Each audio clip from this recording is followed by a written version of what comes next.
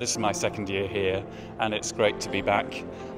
It really is a great way for people to share knowledge and best practice. What's nice about this conference is that it's disease agnostic, that a cardiologist can sit next to a psychiatrist, can sit next to a paediatrician. When you come here, you realise the topics you're grappling with are the same questions that everybody is grappling with.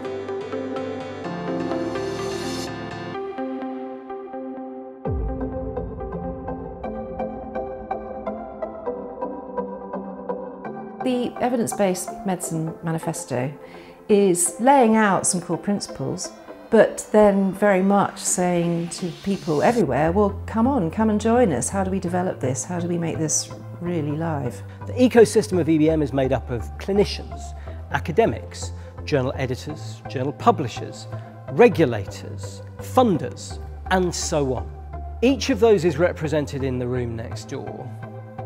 And we don't want the funders to sit with the funders. We don't want the clinicians to sit with the clinicians. In fact, quite the opposite. We want the clinicians to go to the funders bit and give the funders jobs to do. We want the researchers to go to the journal editors and tell the journal editors what to do. And if the journal editors sitting in the journal editor space, when you're writing out your suggestion, start going, oh, that's not realistic because we haven't really got the resource to do that, do not be dissuaded, okay? The idea is, you write their jobs list, we have it all in open, and then we can go through and decide what we think is reasonable for people to do and reasonable for people not to do.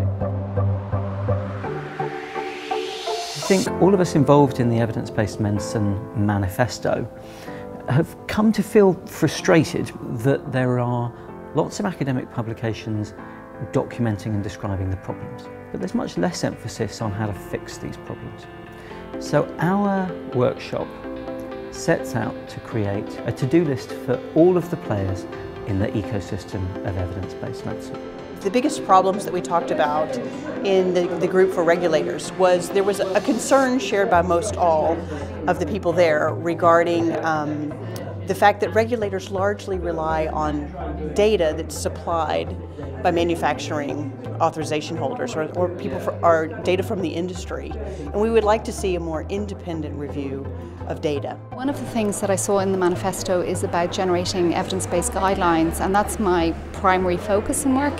So I'm really curious as how to engage clinicians already really busy and who feel that they are practicing EBM, how to engage them in that process and to see the value of it. What I'm really interested in is how do we move beyond a bit of a them and us kind of situation where evidence that's produced by certain parties, such as pharmaceutical industries, is viewed with suspicion when evidence from other quarters is maybe seen as of higher value. I hope, particularly with the session we've just had on ideas for pushing evidence-based medicine forward, that those ideas will feed into the manifesto and help us develop it further.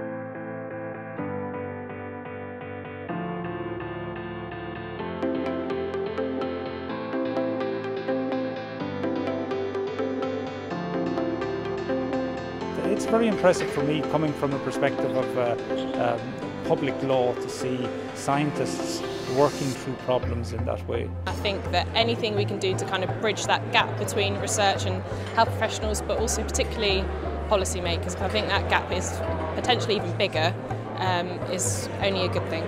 At the moment, all countries are under pressure in terms of having better value for our healthcare. Drug costs are escalating, all healthcare costs are escalating. So not only do we need to ensure what we're doing is evidence-based, but we need to stop doing things that are not evidence-based, that are not effective for the patient. The reason for all of this is to do better for health and healthcare for individuals and for patients. And why would you not base it on evidence? Otherwise we're practicing anecdotal medicine, which is a thing of the past, hopefully.